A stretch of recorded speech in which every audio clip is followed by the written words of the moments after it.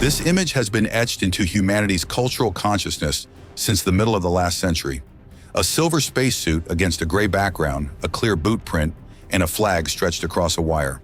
For decades, the moon was sold to us as a romantic frontier where all one had to do was plant a flag. It seems that returning there is simply a repeat of what has already been done, only in better quality. But this historical memory is a lie. If you strip away the television image, all that remains is a vacuum that kills a person in seconds. Behind the facade of ambitious press releases lies a desperate attempt to survive in a completely hostile environment. Radiation pierces metal right through.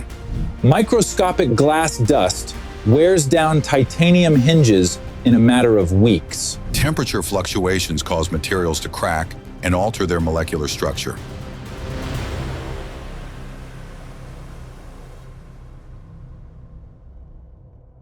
This is not just a lunar base or a scientific laboratory. It is an extremely complex artificial organism that must learn to generate heat in the dead void. During the day, the surface heats up to over 100 degrees Celsius, and at night it cools down to an incredible sub-zero temperature. To keep the equipment from freezing, engineers have to install special radioisotope heaters. What is being built here is not an outpost, but an industrial resource extraction facility. The factories of the future will process local soil into rocket fuel and drinking water. This system tolerates no mistakes, and every new element of it is born of compromise. The absence of a protective atmosphere means a constant threat of micrometeorite impacts traveling at colossal speeds. There is no room here for design's sake. Form is dictated solely by the harsh physics of survival. The living modules resemble thick, armored bunkers, securely hidden beneath a protective layer of lunar sand. Every technical solution has its breaking point, which the moon is bound to test to the limit. The most insidious enemy of machines and humans turns out to be ordinary lunar dust. On Earth, grains of sand are smoothed by wind and water, but on the moon they remain as sharp as broken glass. This fine dust penetrates any joints in spacesuits and quickly wears down expensive metal parts. Static electricity causes the dust to stick firmly to solar panels and camera lenses. Protection against this ubiquitous abrasive requires the creation of complex airlocks and powerful cleaning systems. Earth-based engineers try to impose their rules on space, but space always exacts a toll. Life support requires the perfect purification and reuse of every drop of water on the station. This cost is measured by the inevitable complication of the entire infrastructure. Every pipe or pump must have a backup in case of sudden failure far from home. The system becomes increasingly fragile with every mechanism added to it. Let's go back to a time when there were no heavy rockets or plans for a lunar station, to a place where there is only silent regolith and a dead icy shadow at the South Pole. It is there, at the bottom of deep craters, that sunlight never touches the surface. In this eternal darkness, precious water ice has been hidden for billions of years. Previously, scientists could only make very bold assumptions about these strategic reserves. The first human flights were primarily exploratory and political in nature. Astronauts would arrive for just a few days to collect rock samples and plant a flag. They had no mission to build long-term shelters or attempt to extract water from the ground. Spacecraft of that era were tiny capsules with minimal fuel reserves. No one seriously considered establishing a full-scale heavy industry far beyond Earth's orbit. At that time, the moon remained an untouched museum of humanity's first triumph. It was the final destination, not a way station. No pipelines, reactors, or drilling rigs existed yet, not even as concepts. Scientists were only just beginning to carefully study the rocks they had brought back in their safe Earth-based laboratories. There was only a pure vacuum and the illusion that we had already conquered this world. The Apollo program was not colonization, but a brilliant tactical sprint. The spacecraft were made of foil and aluminum to minimize weight. They were designed for short-term missions, like bathyscaphs with limited oxygen supplies. They could not stay there for long. The modules were designed for a maximum of 3 days on the surface. During that time, the cold and radiation hadn't yet had a chance to destroy their thin walls. The astronauts slept in hammocks, choking on the smell of scorched lunar soil. For decades, the illusion was maintained that the technology was mastered and reliable. But when the task of staying there forever arose, the old blueprints proved useless. Sprinting gear is not suitable for building a permanent city. A permanent presence required a radical overhaul of the entire physics of flight. It is impossible to bring a city from Earth in the cargo bay of a single rocket. The Artemis program was born out of an understanding of this brutal logistical impasse. The focus shifted. Now we need to build infrastructure capable of handling hundreds of tons of cargo. Mission architecture began to break down into independent blocks. There was a need for transfer stations, refueling vessels, and heavy transporters. The simplicity of Apollo gave way to the daunting complexity of new schemes. The original idea of a single spacecraft crumbled under the pressure of gravity and budget constraints. Engineers were forced to introduce more and more variables into the equation. Earth-based logistics were transferred into absolute vacuum. It turned out that the old materials would not withstand years of radiation exposure. Cable insulation would degrade to dust within a few months. New alloys and a fundamentally different approach to protecting the electronics were required. The illusion of an easy moonwalk was finally dispelled during the calculation phase. It became clear that the new lunar spacecraft would have to be a heavy, armored beast. It would have to withstand years of bombardment by micrometeorites. The initial concept phase ran into a fundamental limitation of Earth's economy. Sending a ready-made concrete bunker to the moon was impossible due to its enormous weight. We had to find a compromise between mass, safety, and capacity. Thus began the development of a system doomed to operate at the limits of its capabilities. The city was designed under conditions of a total mass deficit, and this deficit laid the foundation for future inevitable crises.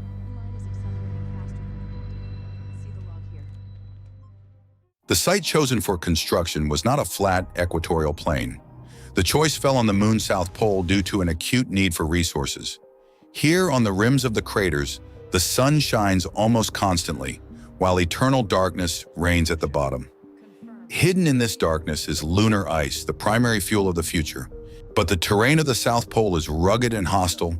Landing here requires millimeter-level precision beyond the capabilities of previous generations of autopilots.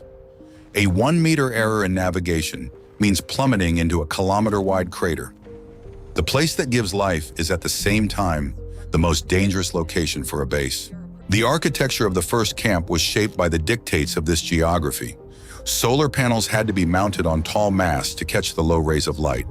The base module must balance on a narrow ridge of light between deadly cold and heat. The ice is found in crater zones where temperatures drop to -240 degrees. The metal of any equipment left there becomes as brittle as thin glass. Lubricant freezes solid, locking all mechanisms in place. Water extraction turns into a battle against absolute zero. The illusion of success was sustained by computer simulations of drilling processes. In reality, the first drill prototypes began to crumble while still on Earth in cryogenic chambers. The tools broke due to thermal shock upon contact with the super cold rock. A compromise solution was to separate the zones. People live in the light, machines work in the dark. This required the laying of kilometers of power cables to transmit energy. The cables are laid directly on the sharp regolith, with the risk of damaging the insulation. The base began to spread across the surface, losing its compactness. The longer the power line, the higher the chance of a fatal break. The base's survival came to depend on thin wires lying on the barren ground. Sunlight at the pole is inconsistent and interrupted by the terrain. During these hours, the base relies entirely on batteries of colossal weight. The power system turned out to be too heavy for the original plans. Engineers cut back on living space to make room for additional batteries. Astronauts were given cramped quarters so the base wouldn't freeze at night. Light strictly dictated the shape and size of the living quarters. The city on the moon began its existence with attempts to survive in the darkness. Every watt of energy was obtained at the cost of the harshest restrictions for the crew. The moon's gravity is too weak to keep heavy spacecraft in a stable orbit. Any large object would eventually crash into the surface due to gravitational anomalies. Therefore, it was necessary to build the Gateway Station in a specific halo orbit. This was yet another forced compromise between physics and ambition. Gateway is not the ISS, with its spacious modules and permanent crew. It is a cramped, automated way station on the path to the lunar surface.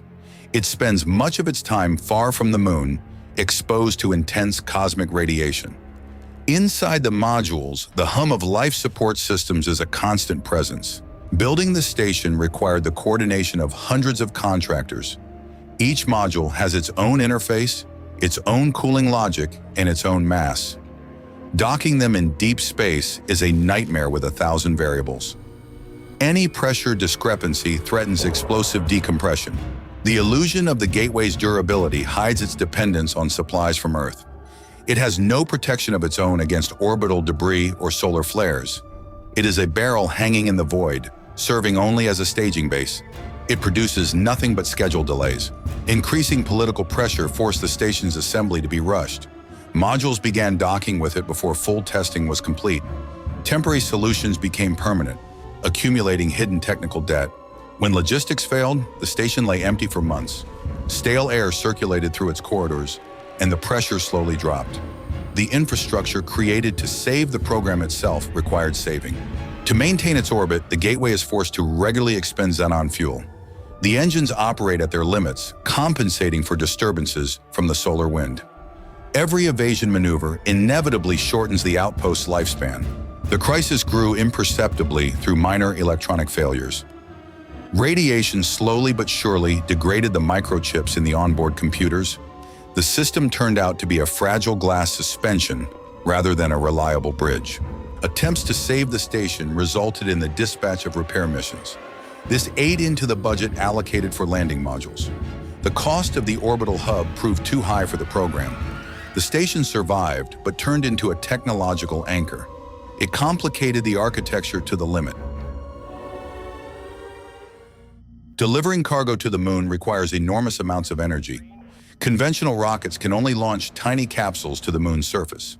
To build a city, a different machine was needed, one whose sheer size would overwhelm its mass. Thus, a giant steel cylinder entered the equation, the Starship system. This spacecraft breaks the usual conventions of elegant aerospace design. It is welded from sheets of stainless steel, much like an industrial tanker. Its mass is so great that it cannot reach the moon without assistance. It requires mandatory refueling in Earth orbit. The idea of orbital refueling sounds simple only on paper. In reality, transferring hundreds of tons of liquid fuel in zero gravity is a nightmare. The fuel evaporates and behaves unpredictably, threatening to rupture the tanks. It is an extremely complex choreography of explosive liquids. A single landing requires the launch of numerous tankers from Earth. The entire program becomes dependent on the uninterrupted operation of the launch complex. If a single tanker explodes, the entire flight schedule collapses. The logistics chain is stretched to the limit of its capacity. The illusion of a transportation triumph shatters against the mathematics of launch windows. The system begins to demand perfect weather conditions and the operation of thousands of valves. The steel giant has become a hostage to its own voracious appetite. The load on the ship grew with every new safety requirement. It became encumbered with redundant systems, heavy elevators, and armor. Its payload rapidly dwindled under the weight of these additions. The project's overload led to an awareness of the problem of lunar gravity. If the support struts sank into the loose regolith, the steel tower would tilt and fall. The empty ship's center of gravity was too high for stability. The landing crisis required a redesign of the entire propulsion system. The main thrusters would have carved out a giant crater beneath the ship. Additional thrusters had to be mounted high on the hull. The cost of this rescue turned out to be enormous.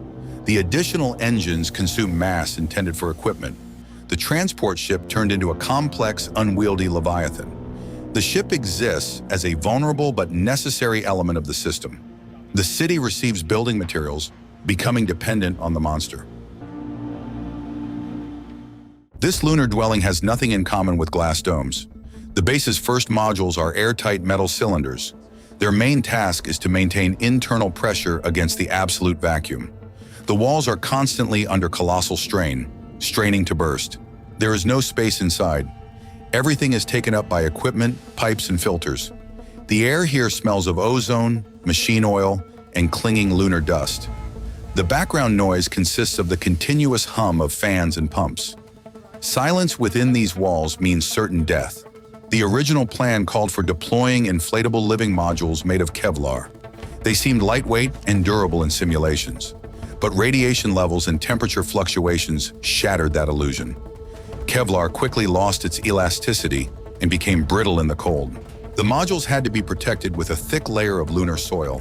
To pile on this soil, excavators were needed, which constantly broke down. Instead of tents, the astronauts had to dig trenches and bury their homes. The dwelling ultimately turned into an underground bunker. The growing crew size led to an overload of the air purification systems. The filters clogged faster than anticipated, requiring constant replacement. The accumulation of carbon dioxide caused chronic headaches among the crew. The base began to suffocate desperately from its own successful growth. Pipes were coated with destructive condensation. Water began to destroy the system's electronics from the inside. The crisis demanded the implementation of strict recirculation protocols. Every gram of moisture, including sweat, had to be collected and purified. The modules were covered with a network of pumps, complicating the interior to the point of absurdity. The solution was the installation of heavy-duty industrial purification systems. But the price of this safety was the transformation of the living space into a machine room. The astronauts became maintenance personnel for their own filters. The new form of the base has lost the last vestiges of scientific romanticism. It is a chemical plant where people sleep in narrow niches between pipes. Every action is dictated by the system's capacity. The base's living module does not exist as a home. It constantly requires repair and monitoring, like a tight spacesuit. The city cannot exist without the continuous generation of massive amounts of electricity. Initially, the plan relied on vast fields of solar panels around the craters. But a lunar night brings incredibly long periods of shadow. During these times, the base entered a state of severe energy starvation. The solar panels proved susceptible to radiation degradation. Their efficiency dropped with every month of operation in the harsh ultraviolet light. The sun tracking mechanisms jammed due to temperature fluctuations. There was a false hope that adding new batteries would solve the problem. But the new panel arrays required kilometers of thick cables. The weight of the wires quickly exceeded the weight of the power stations themselves. Energy demand was growing. The drilling rigs were devouring megawatts. The solar infrastructure simply couldn't keep up with the demands. The system began to malfunction due to constant voltage drops. The overload led to the shutdown of scientific instruments in order to maintain heat. The base found itself on the verge of freezing during the long shadow cast by a neighboring mountain. It became clear that the sun was not enough for survival. As a last resort, they had to turn to nuclear energy. Compact uranium-powered reactors were delivered to the moon. They emitted stable heat, unaffected by the vagaries of the terrain. But installing the reactors created entirely new problems. They had to be buried deep in the regolith to protect the crew. This necessitated the creation of a powerful system to dissipate excess heat. The price of salvation was the appearance of massive cooling radiators. These ammonia-filled radiators became the colony's most vulnerable elements. A micrometeorite striking a tube would mean the core melting. Nuclear power gave the base life, but turned it into a powder keg. Dead zones of isolation appeared around the reactors. The infrastructure became overgrown with lead shields and sensors. The city secured its light at the cost of environmental purity.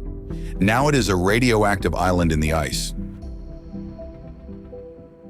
The city's chief and most ruthless enemy turned out to be regolith. This is the finest razor-sharp glass dust born of meteorites. In the absence of an atmosphere, its particles remain jagged forever. It has nothing in common with soft earth sand. Regolith carries a powerful electrostatic charge from radiation. It clings tenaciously to spacesuits, lenses, and airlock seals. The dust cannot be shaken off. It rubs deep into the fabric. At first, it seemed that the dust was merely an aesthetic nuisance. The illusion of control was maintained through the use of air showers.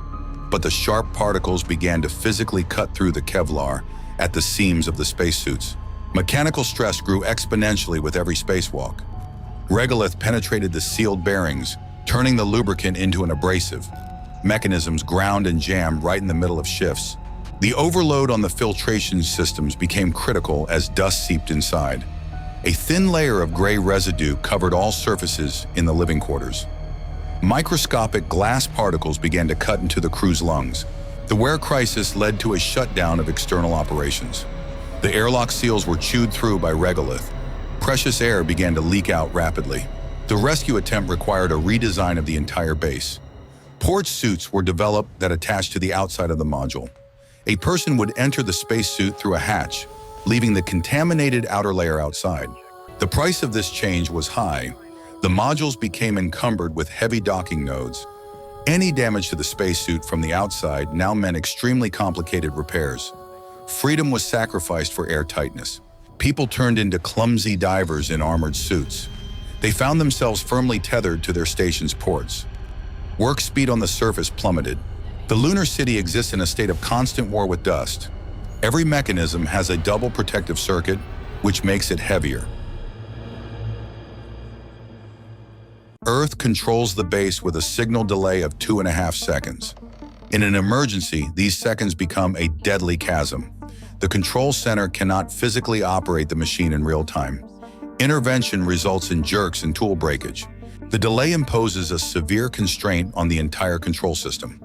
The city cannot simply be a radio-controlled toy.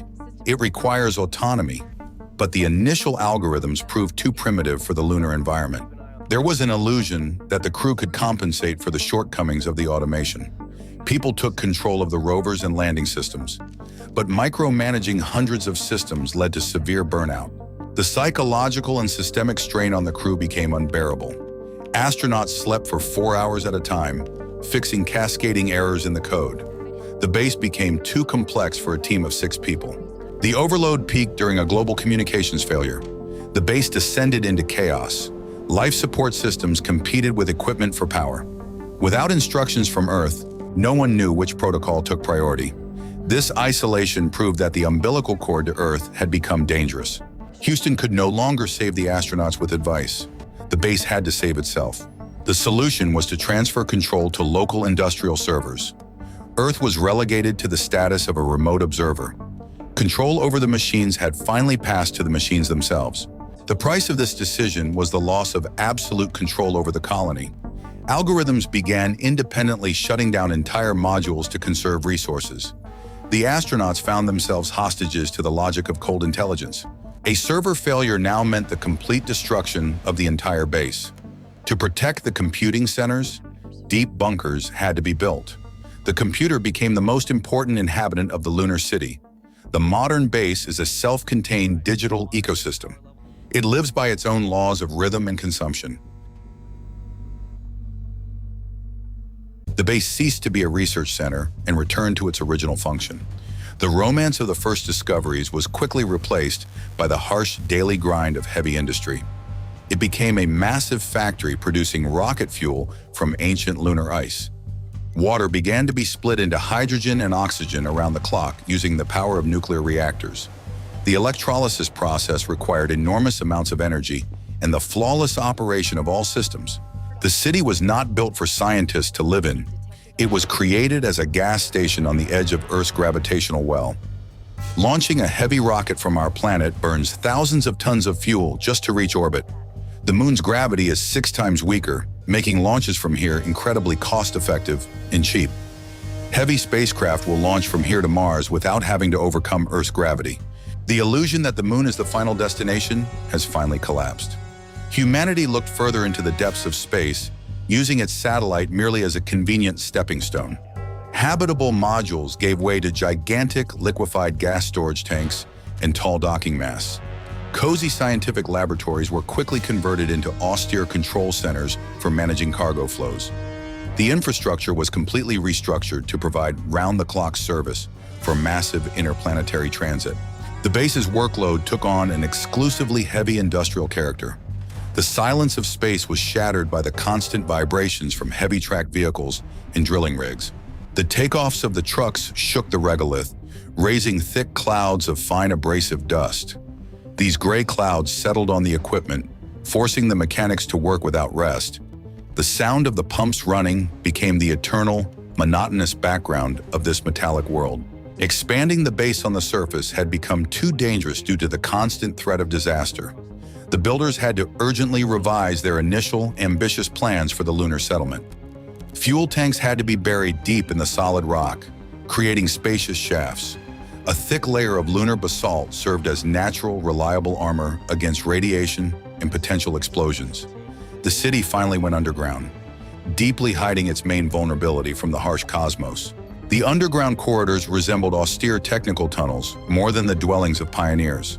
Bare concrete walls and tangles of thick cables replaced the beautiful views of distant Earth for the people.